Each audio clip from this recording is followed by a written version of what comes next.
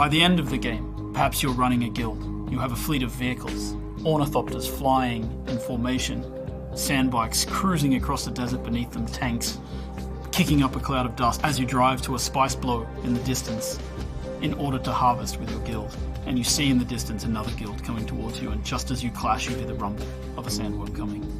That's combat in DUNE Awakening. My name is Viljar Sommerbach. I'm the game director on DUNE Awakening. You start out in the desert, surviving, clinging to life, and in the end, you might become someone like the Baron Harkonnen, and then you try to cling to power. Arrakis is the most dangerous planet in the universe. Surviving on Arrakis means that you need to prepare for sandstorms, you need to find water. It's a constant threat against survival. Water discipline is an important part of survival. In the beginning, it might just be water for yourself. In the end, you might need industrial levels of water because you have industrialized your base. And the storms are an important part of survival as well. You have to find shelter in the beginning. You have nothing to your name. After a while you will have a base, and then you will build a bigger base, so that doesn't become as important. But then you always have to go out in the desert and make sure that you can compete against the desert. In the end, you might even be riding the storms of the desert to actually gain access to unique resources. But you always need to return, and every time you go out, you have to be careful of the worm.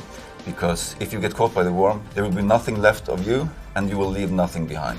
With DUNE, we have a particular focus on a style of combat that we like to call combined arms, and it takes all of the elements that players would expect from the books and the movies, and it puts them together in this great chaotic kind of experience. So we have vehicle combat, we have abilities that you might see in the great schools in the DUNE universe, we have melee combat, and we have range combat, and all of these things work together to create both player versus environment, PvE kind of combat, as well as massive PvP battles for players to participate in. And it's the combination of these things that really makes it feel like sandbox combat, where players have the ability to, pick their loadouts and see how they go into battle. We have a broad spectrum of combat capabilities. We have melee weapons like knives and swords. We have range weapons.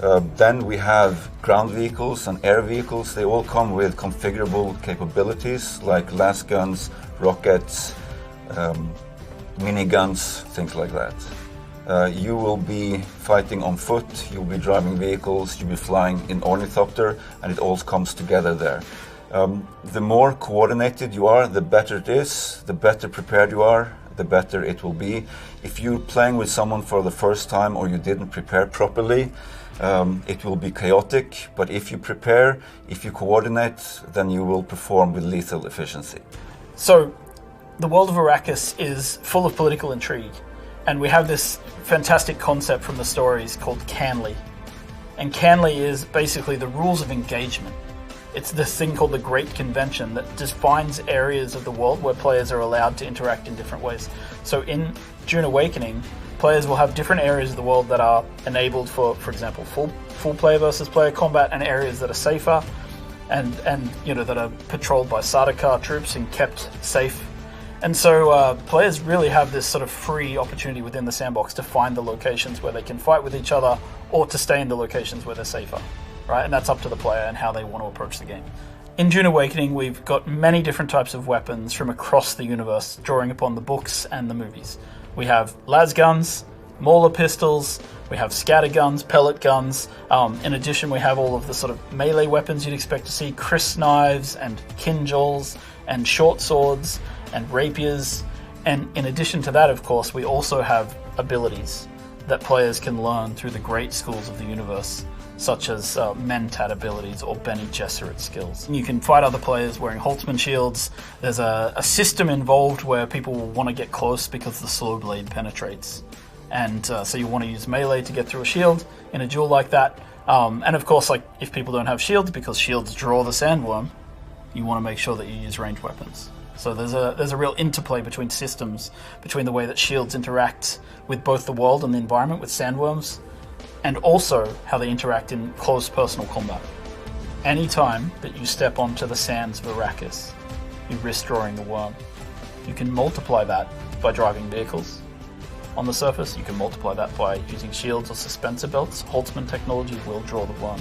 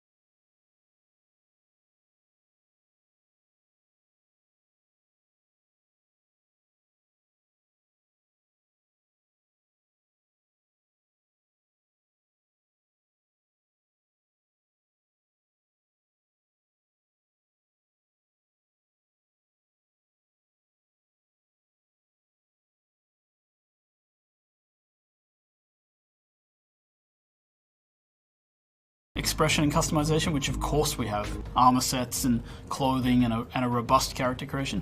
But in addition to that, it's really about play the way you want to play. Do you want to be a trader? You can do that. Do you want to be a fighter? Of course you can do that. Do you want to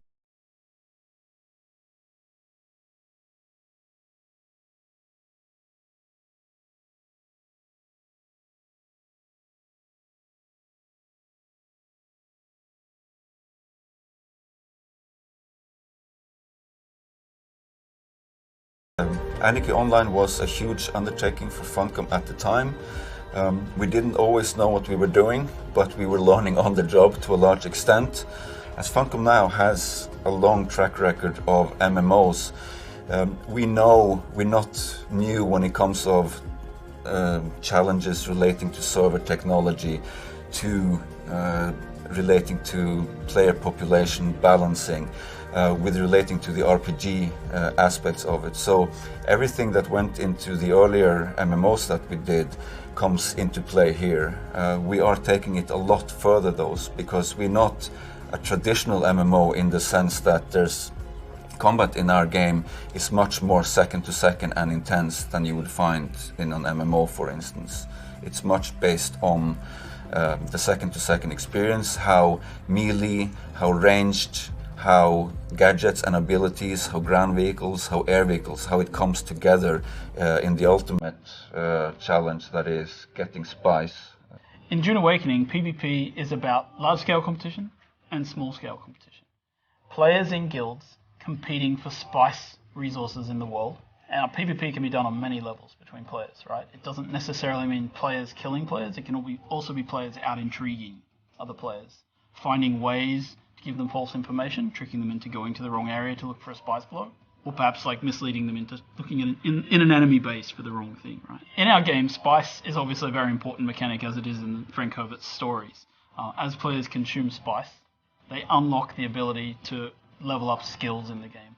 And those skills, as you train them, you choose which ones to train. You have active skill training. As you train those skills, the more spice you consume, the more you're allowed to train. If you don't have a lot of spice in your blood, you obviously can't train as much. However, this also comes at the cost of becoming woefully addicted to spice. So the journey of the player, we've divided that into 4 parts. We think of them as survive, protect, expand, control.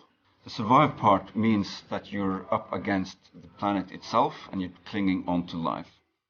In the protect phase, you have gathered some stuff, you might have a base, but you also want to make sure that nobody else comes to take it away from you, so you try to build defenses and make sure that your base is in the clear.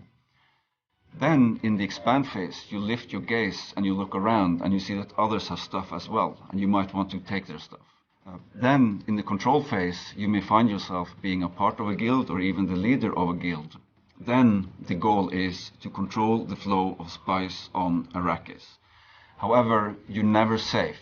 There's always someone lurking around the corner. Can you really trust your second in command?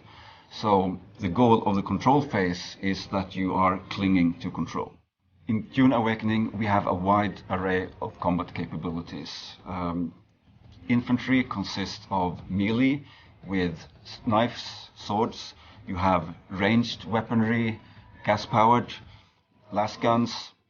You have gadgets, you have abilities. And building on that, we have ground vehicles, we have air vehicles with their own combat capabilities. And when all of this comes together, you'll find yourself in the desert, in a spice harvesting operation, and there might be another guild attacking you to get your spice. And whenever you get into combat in the desert of Arrakis, try to get it over with quickly, because not only are you fighting human combatants, but the planet Arrakis itself is the greatest protagonist there is. As you're fighting in the desert, there might be a sandstorm rolling in, and the sandworm will be attracted to the vibrations that you cause. So get it over with quickly, and then return to solid ground.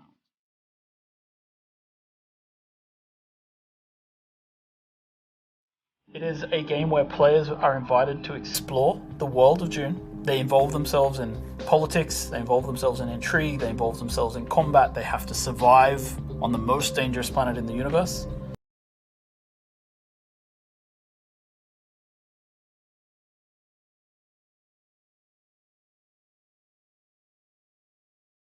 When DUNE Awakening begins, you are a castaway on the planet in the deep desert, and all you have is a knife that you've made out of scrap metal. And you need to creep into enemy camps and knife them in the back. It starts in the desert.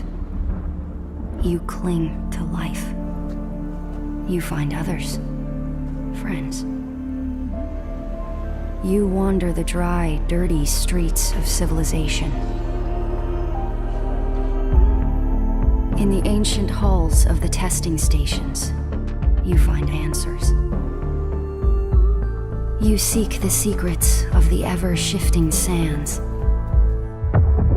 Spice.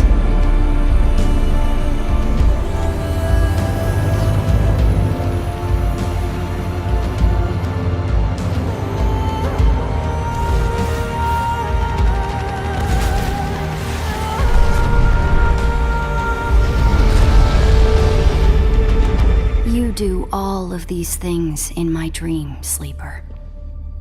I am terrified of what happens when you awaken.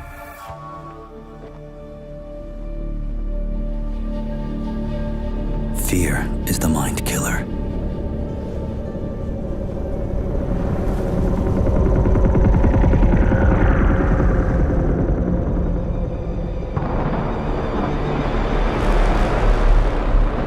Fear is the little death that brings total obliteration.